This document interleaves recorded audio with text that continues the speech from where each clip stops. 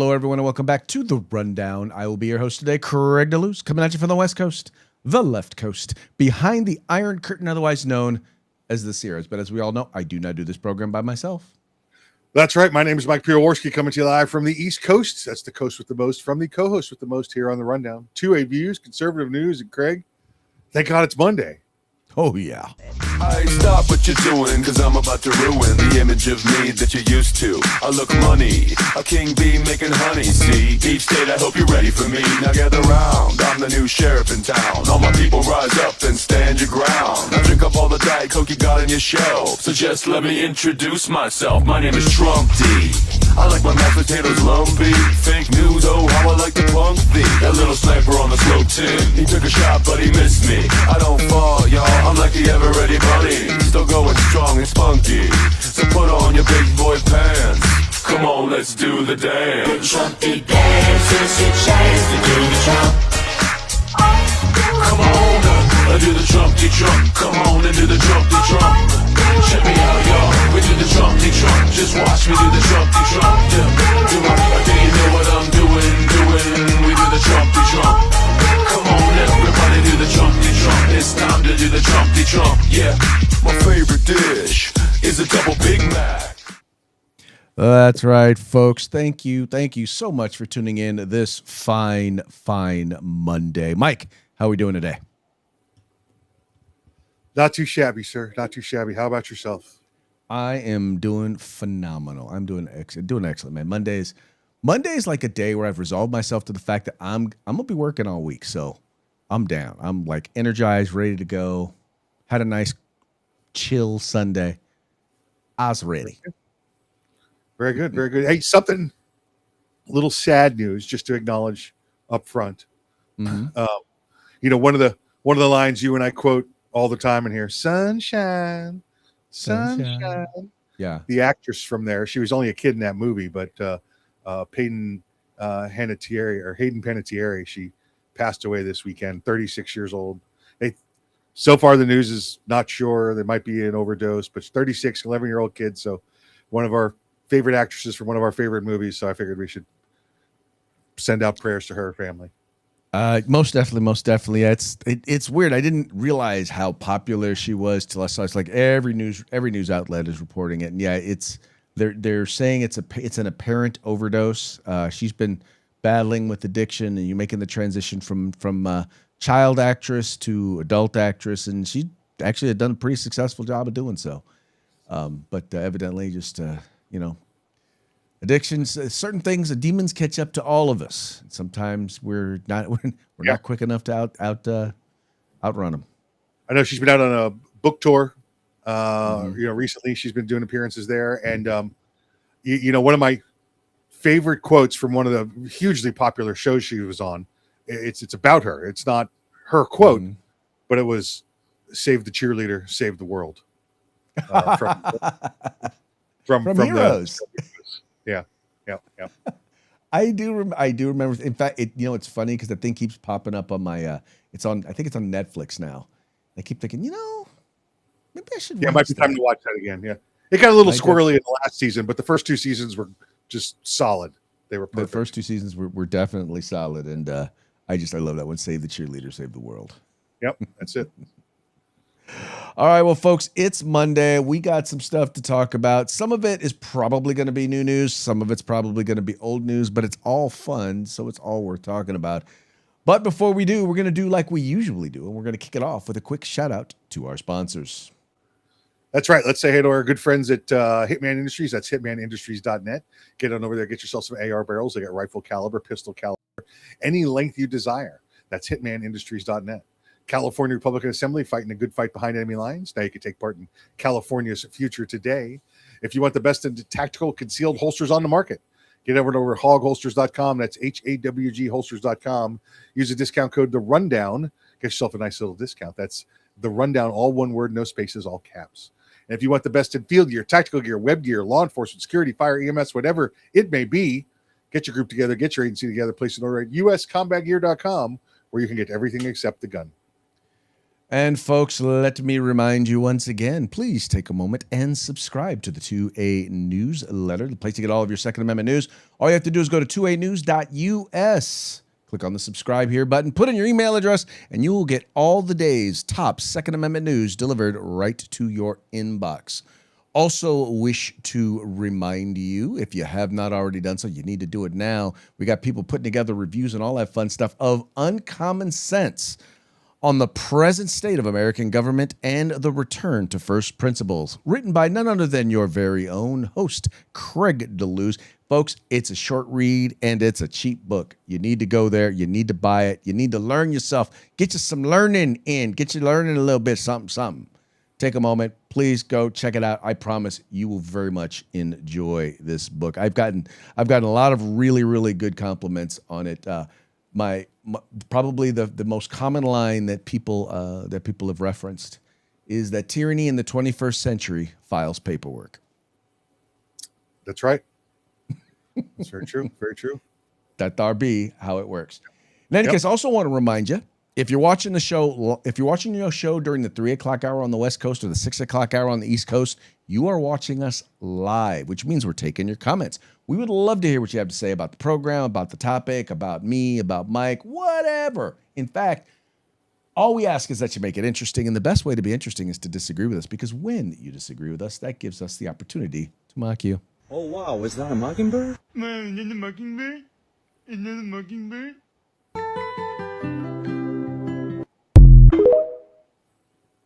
All we are saying is give peace a chance. Give peace a chance so I can give you a piece of my mind. Here you go. Piece of my mind, baby. I'm gonna give you a place right there.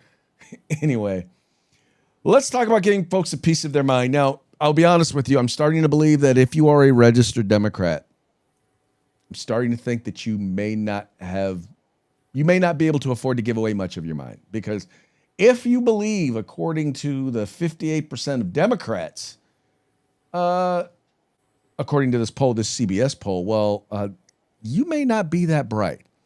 There is a recent poll that was done of Democrats, and in this poll, it just turns out that something like 58% of Democrats, 58%, let me show you again, 58% of Democrats hold a positive view of socialism over capitalism. Let me read this to you. It says here, more than half of Democrats hold a more positive view of socialism as opposed to capitalism, according to a recent CBS News YouGov poll. The poll, which surveyed 2,287 adults in the United States between August 12th and 14th, found that there is a 26-point difference between Democrats' positive views on socialism and capitalism. Among Democrats, 58% were found to have positive views of socialism, while 32% have positive views of capitalism. The poll also found that 18% of Democrats have a negative view of socialism, while 50% have a negative view of capitalism. The poll also found that 24% of Democrats have no opinion on socialism, while 18% have no opinion regarding capitalism. Now, Mike, I want you to take a look at this, and here are those basic same numbers right here. And I gotta wonder, what do you suppose people are thinking when they are asked these questions? I mean, what could possibly be going through their heads? So, first off, the question. Say the question again, Craig, so everybody knows exactly where we're going. The question is, what is your view of socialism, correct? Right. Is your view of socialism positive, negative, or do you have no opinion? Your view.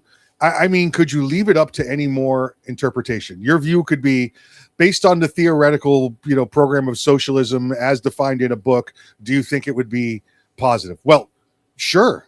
In a book, it's utopia. It sounds great on paper. It's not until you put it in practice that it becomes the crap that we know it to be. And that's why I'd love to see the demographics on this, because if you're going to those people that are in the 18 to 21-year-old group and all they have is a little bit of a scholastic knowledge on what communism and socialism are, well, they sound great on paper, Craig. I mean, I think we could both admit that.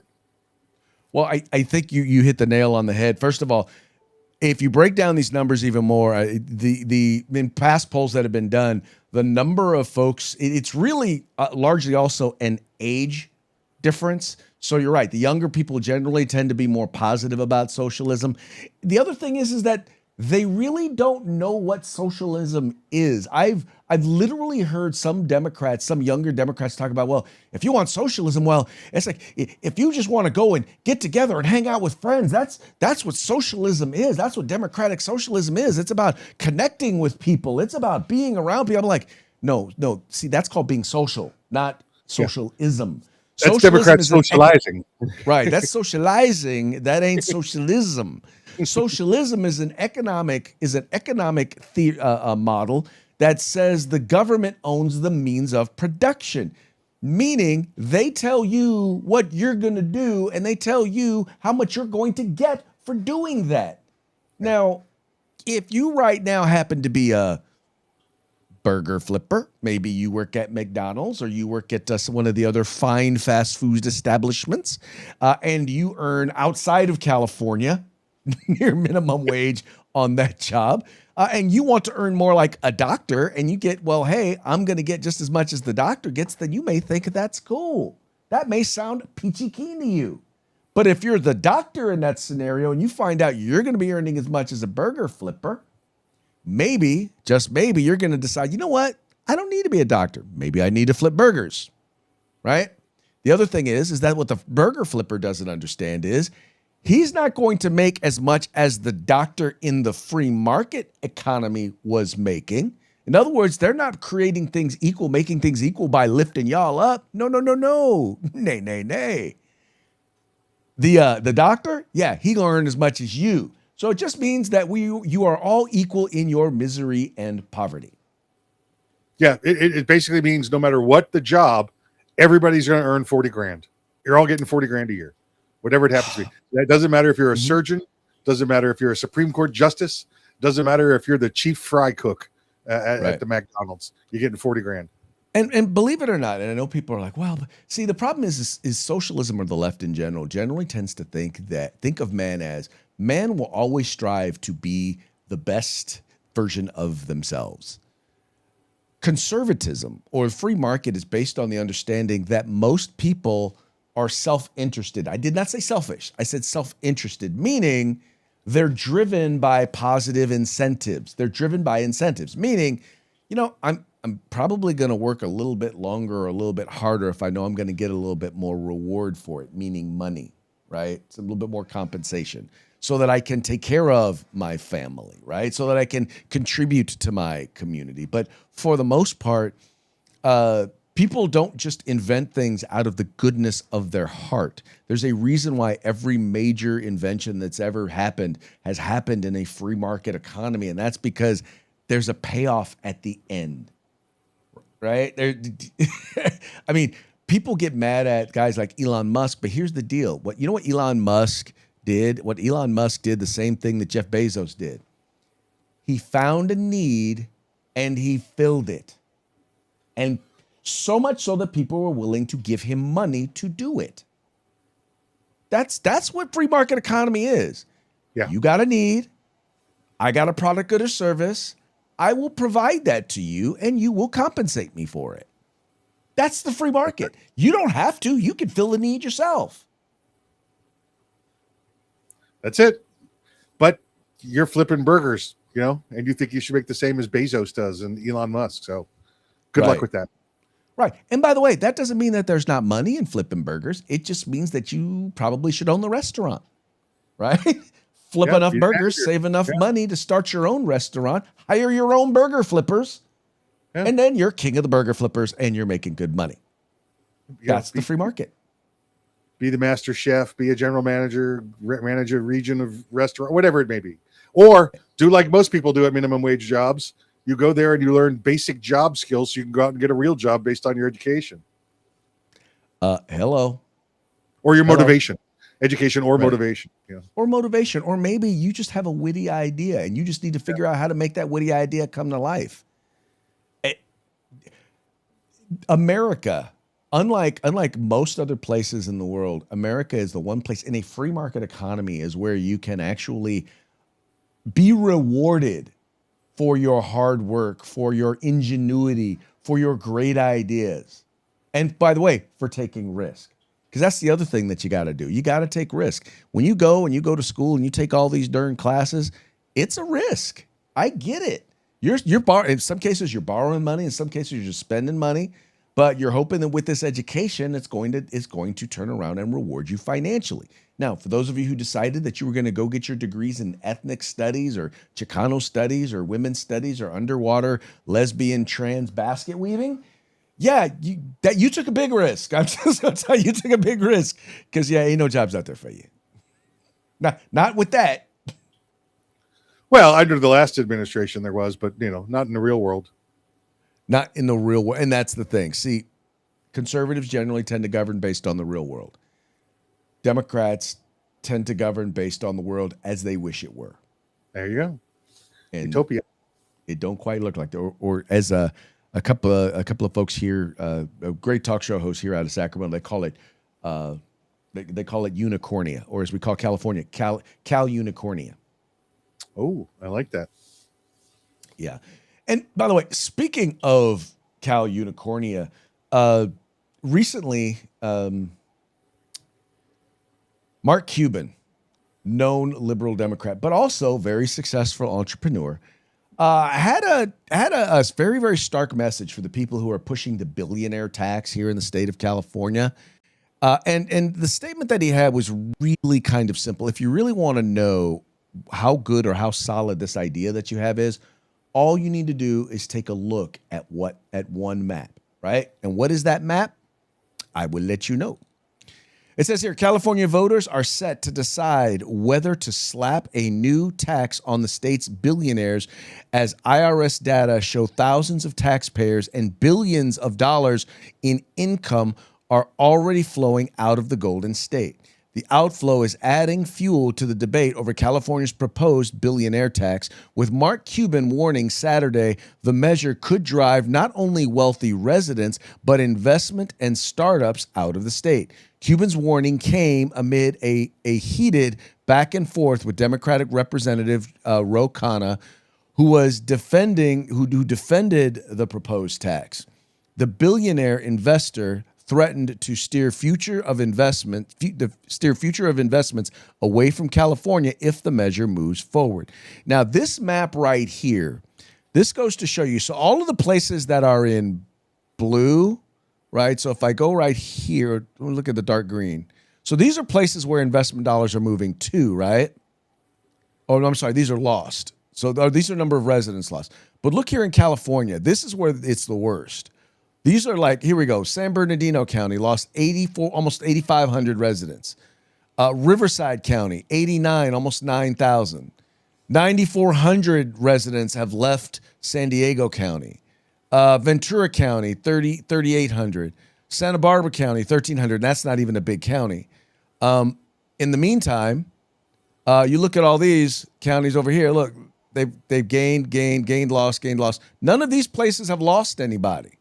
But right over here in California, all of these people, all of this right here, all the way, look over here up in New England, you see all these people, all these places that are basically losing residents as they've decided that they are going to increase the taxes on, quote unquote, the wealthy. And by the way, it's not just resulting, once again, as he said, it's not just resulting in taxpayers, but it's also resulting in investors leaving. Because by the way, a lot of those taxpayers, yeah, they were investors.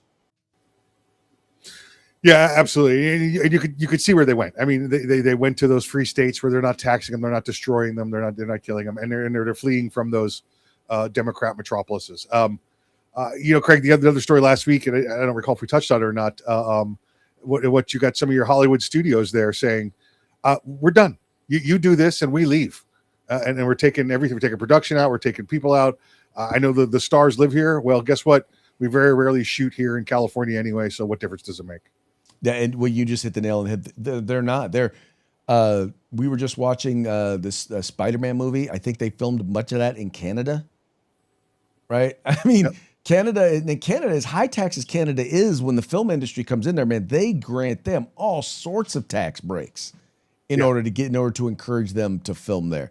There's a reason why right now a buddy of mine moved to Tennessee and is now making films full time in Tennessee because guess what? They have very, very low taxes there. Georgia, Texas, all of these places that have lower tax burdens, that's where people in the film industry are moving. And companies, right now, companies are less who are in California. Those that are not moving out, those that are looking to expand are not expanding in California. They're not. They're in fact, they're downsizing in California so that they can expand in other states. Everybody has an output. I get it. It's beautiful here, right? The weather's great. It's proximity to everything is phenomenal. But everybody has their ouch point. And in particular, if you are a business owner, you cannot stay in place in the business where you're losing money. You just can't. Eventually you have to decide, I got to go somewhere where I can make some cash. And more people are realizing that that's just not California. And not pay my burger flipper $20 an hour. Right. Well, I'll tell you, my own company, there's a reason why I don't expand. I could have a much bigger PR shop than I have right now. I honestly could, but I don't want to be an employer in the state of California. I don't want to deal with all the taxation and regulation that's required in California. When I used to do structural steel, I knew a dude, he was a rig welder, right? He had owned his own structural steel company. It got so burdensome with taxes and regulation and OSHA and all of that. He shut down the business, kept his two best trucks, became a rig welder, and dude, he made take home more money as a rig welder in 6 months than he did running his business the entire year. And he would he'd rig weld for 6 months and then go to his place in Wyoming and hunt for 6 months. And he was living the dream. He's like, this is what California did to me, so I'm gonna take full advantage of it, I guess. That's how you do it. That's what they're doing. And a lot of folks doing it. Gavin Newsom and the politicians there in California think they're never going to run out of people's money. Well, I agree, but at least I will give Gavin Newsom some credit because so many of his friends, bigwig friends, are rich. Even he knows the danger that he has created because they're creating. Because the Democratic Party is split in California on this. There's a lot of people who have a fundamental understanding of economics and tax policy who know that this is a bad idea. And they see the problem is a lot of the damage is already done. People aren't waiting for it to pass. They're leaving. And the governor's own in-laws moved to Florida last year. Well, what happens is, Mike, these are people that have the ability. They don't have to wait till their house sells here in California. They can move to another state, buy another place, and wait for their place to sell here, and they're already residents somewhere else. Yep. Those counties that I just mentioned to you, those are some of the richest counties in the country. And you see how many residents they're losing. I want you to think about that. Santa Barbara County, right, lost 1,300. How many of those 1,300 people do you think are bordering on being millionaires and billionaires?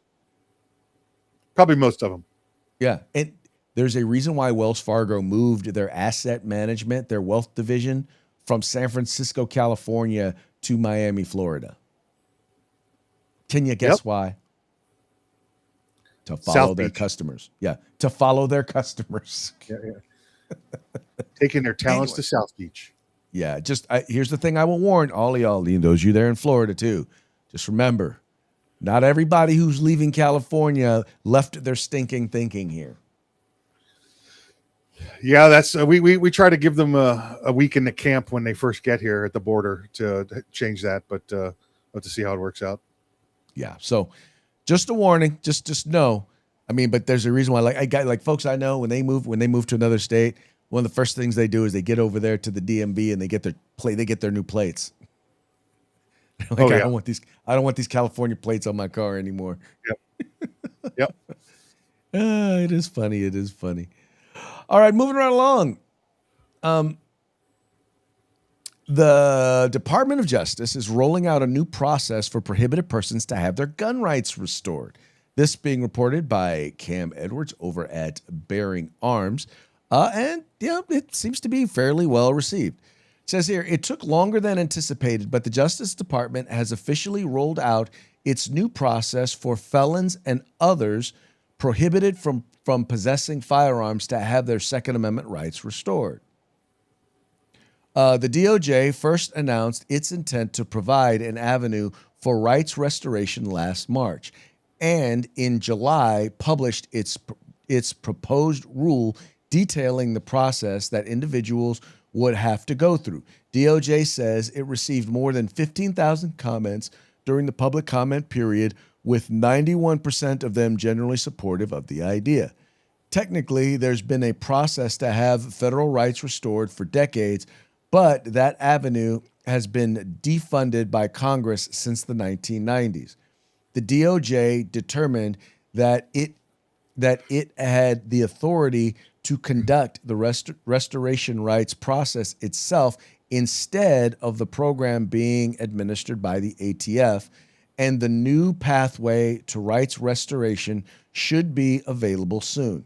According to the DOJ's new website, 30 days after the final rule is published, DOJ will invite candidates to apply. After another 6 weeks, up to 5,000 candidates can have their own before the window is briefly closed. On 120 days after the rule is published, the window will open again, and 500 more candidates can apply, with a new $30 application fee kicking in. The DOJ anticipates that 330,000 people will apply to have their rights restored in the first year that process is in place. So presumably, it will open up to all those who wish to apply at some point after the initial 120 days. It says some categories of criminal offenses will come with presumptive denial, sometimes without an end date, and others with fixed period of a presumptive denial. A 922 G3 disqualification based on marijuana use does not come with any presumption of denial, for instance, but a disqualification for another drug use comes with a 5-year presumption of denial. So basically what they're trying to do is they're trying to make sure that if you get convicted of a felony and you've lost your gun rights, put it this way. Number one, if it's a non-violent felony, then there's a good chance that you will eventually get your gun rights back. If it's a violent felony, or if it's alcohol related or drug related, it could be, what they're saying here is basically it could be delayed, but it's not going to be presumed to be denied. I'm assuming if it's violent felony, then it's presumed that, or domestic violence, that it's presumed that it will be denied. I think that the founders and the Constitution never first of all, a bunch of things are felonies now that never would have been felonies under the founding fathers. Felonies were reserved for excessive, violent people in situations, and now I think what they're trying high crimes, right? And I think now what they're trying to do is, they never meant for people to lose their right to keep and bear arms. In fact, you get your voting rights back after you've gone completely through the process as a felon in most states. So this is basically just a restoration of that, or it's moving gun rights up with voting rights in that respect. And I, for one, support it. Yeah, it comes down to, again, the where's the line, right? And if it's a nonviolent felony, like you said, most states now it's an automatic thing. The feds are just going to put it on paper, put the process on paper, so you can make sure you get it done. It's going to come down to a case, Craig, where they're going to have to define where that line is. I know that North Carolina right now has a case that's going through the process there, that their state Supreme Court is trying to determine where that line is for restoration of Second Amendment rights. So it's probably going to take a case like that, getting pushed all the way up to the Supreme Court to figure out what it is, or if it's maybe it just ends up being a special circumstance after this line. Everybody on this line is automatic and below, and everybody above this line has got to be special circumstance, get a hearing, that kind of thing. I think it's going to wind up being, if it's violent or domestic violence related, and apparently it might even be drug related. If it's not well, I don't know. It's somewhere in there. It's going to be included, right? Yeah. I think you got to look at gang violence. I think you got to look at. They'll probably try and throw hate crimes in there. But that's what I think. I think it's going to be here's the line.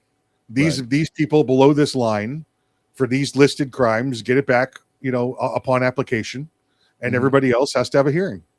Yeah. Yeah. No, I agree. Because once again, the whole idea is we don't want dangerous people to have access to firearms. That's really what it's all about, right? That's what the supposed prohibition is supposed to be about. If I wrote a check for $950 and got convicted of a felony for writing a bad check, that does not mean that I'm a violent person. Yeah. Again, there's a circumstance for everything. And I think Right. the easy ones will be gimmies and the other ones will have to have a hearing. Right. Nope. I'm good. I'm all for it. So sounds like good things are happening when it comes to gun rights. Yep. This next one here, this is an interesting because there's a reporter came out and was like,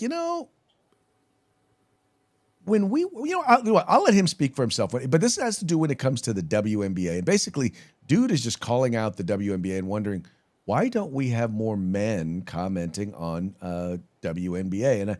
And I'll save my thoughts for afterwards. Why are all the color analysts and studio hosts women? Women have served in a variety of positions on national NBA broadcasts. Why shouldn't there be diversity on national WNBA broadcasts? What are the networks afraid of? The only males you will find on a national broadcast now are young up-and-comers doing play-by-play. Is the WNBA not worthy of being discussed and dissected by a variety of voices and perspectives in the same way the NBA is? There are some smart basketball-savvy women, both in the studio and the broadcast booth, but I don't hear a whole lot of differing opinion or debate. It all comes off as safe and monotone and cookie-cutter, especially when it comes to controversial topics. All of it feels like a girls' club, the media protecting the league from real scrutiny or critique. I'll ask again, what are they afraid of?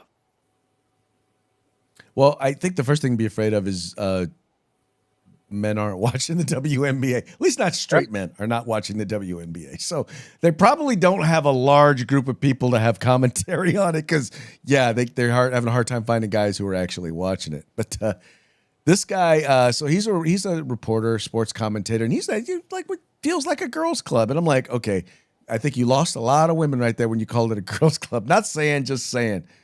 But it's on his podcast. What's dude's name? He's Rick Bucher. Is that dude, the dude who had that particular comment. Anyway, Mike, I'm real curious to hear what you have to say. I think just a lot of it is just, men aren't watching, so ain't a whole lot to say. And as a white man, I could tell you, I'll say the controversial thing, no desire to watch at all. I just, I barely watch regular basketball anymore. This is playoff time or something, but to watch these women, listen, when your coaches get on and say stupid things like they can't define the difference between a woman and a man, I'm not watching it even more. I mean, if I could negative watch you, I would. That's what's going on. Listen, if you didn't have Caitlin Clark and Sophie Cunningham in there, doing their social media thing, I don't think I would know any other players' names out there. It's just, I've said this to you on here, Craig. It's about the most racist thing I've ever seen is to watch the WNBA. Mm-hmm. So you're saying that watching straight white women get assaulted and mugged on national TV or regional TV isn't entertaining to you? I think the term's cable access, Craig, is what you're looking for. Cable access. It's the only place where pay-per-view means they pay you to watch. Exactly. Yeah. It's just, why? I mean, maybe because the announcer doesn't want to make minimum wage. Maybe that's why he doesn't want to be there. I can't tell you why. Yeah. Well, ultimately, let's be honest.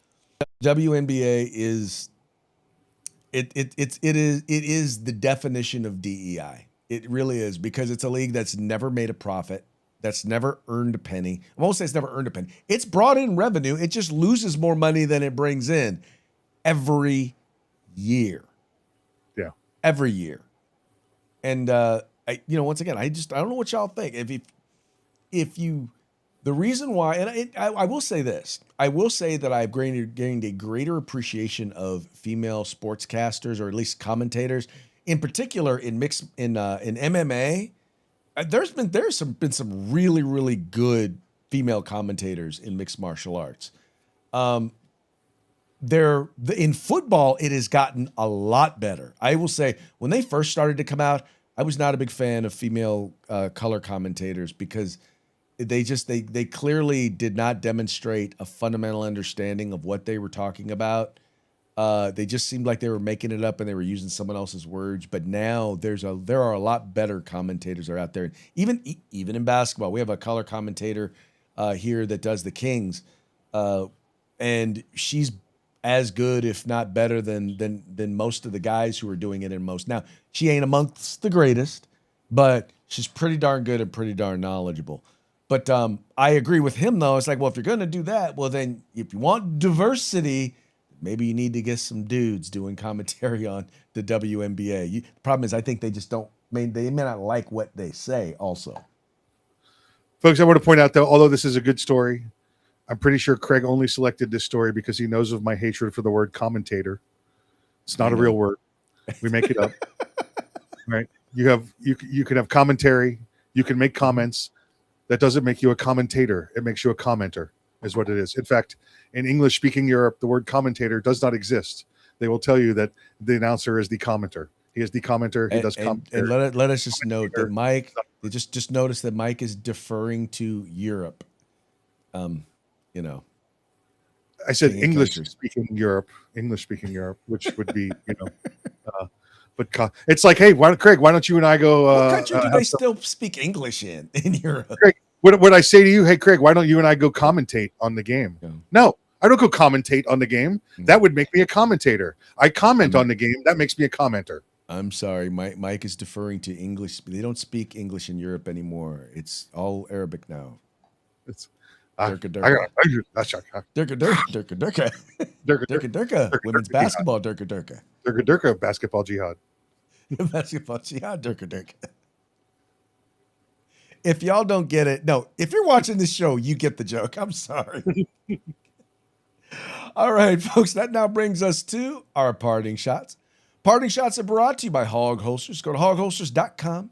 Use the discount code of the rundown, all caps, no spaces, one word, and get your Hog Holster today. This first one here, let's talk a little bit more about the billionaires tax. I think this comes from the Babylon Bee, but I saw this video and I'm like, oh, this is cool. So let's check it out. SpaceX has made me a trillionaire. Isn't that neat, Mr. Sprinkles? You can say that again.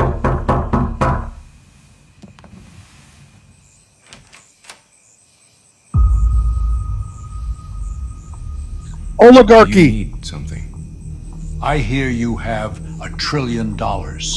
Yes, I am a trillionaire, but I don't actually have $1 trillion. I want it! There's no money here. Give it to me!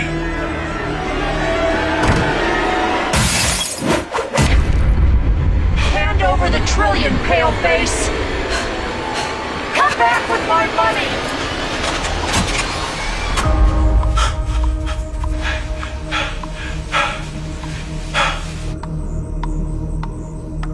Where are you going with our $1 trillion, comrade? I keep telling you, there is no money. He's hiding it. I bet he swallowed it. Let's cut him open and take it. I don't have $1 trillion. All that wealth is in my rocket company. He said the $1 trillion is in his rocket. Let's go get it.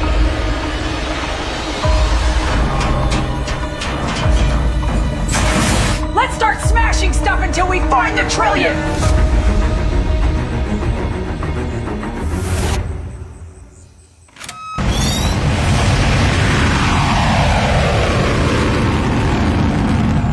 Good thinking there, Mr. Sprinkles.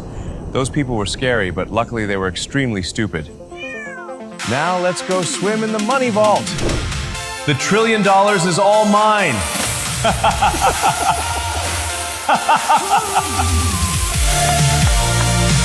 You left your name on my phone. Do you think Mr. Sprinkles there poops in the money vault? Oh yeah, like a giant litter box. Like it's a big giant gold litter box. Oh, it was hilarious. But that's almost as funny as this next one. This is about the founder of Liberals Anonymous. Gonna love this one.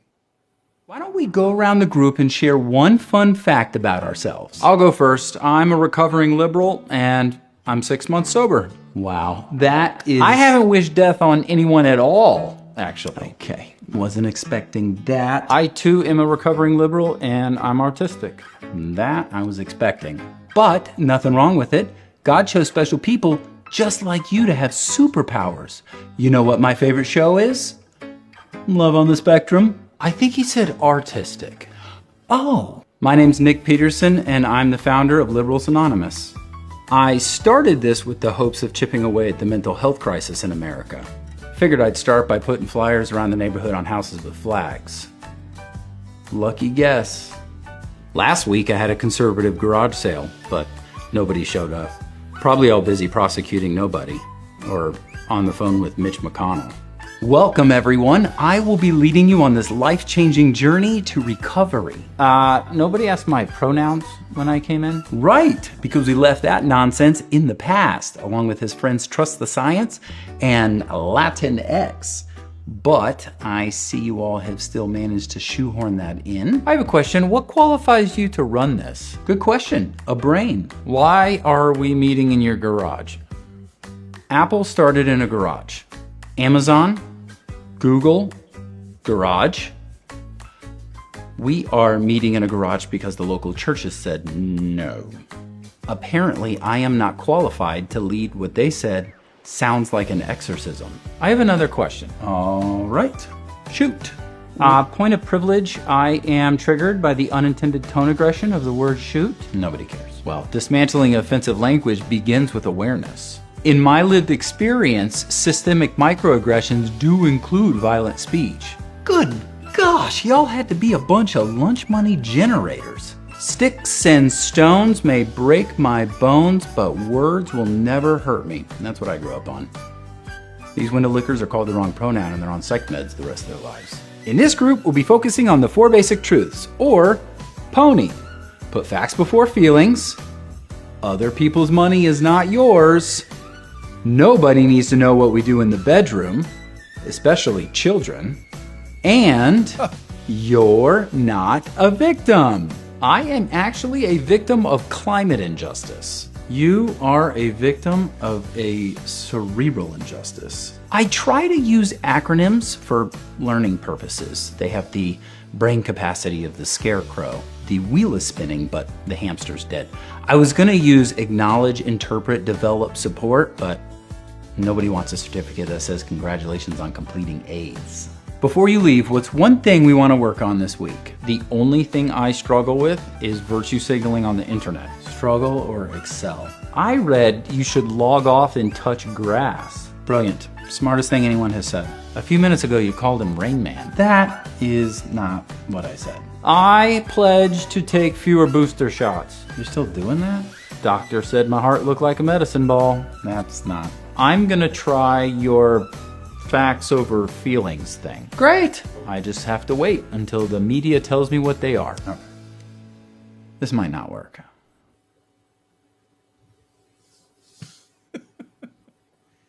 That is needed. That is very much needed. Liberals Anonymous. All right, folks. Well, that brings us to the end of our program. But before we go, we're going to give one more quick shout out to our sponsors. Yep, Hitman Industries, hitmanindustries.net. Get on over there, get yourself AR barrels. They got rifle caliber, pistol caliber. They also have a full line of rifle, shotgun, and pistol barrels for all different types of firearms. That's hitmanindustries.net. California Republican Assembly, fighting a good fight behind enemy lines. Now you can take part in California's future today.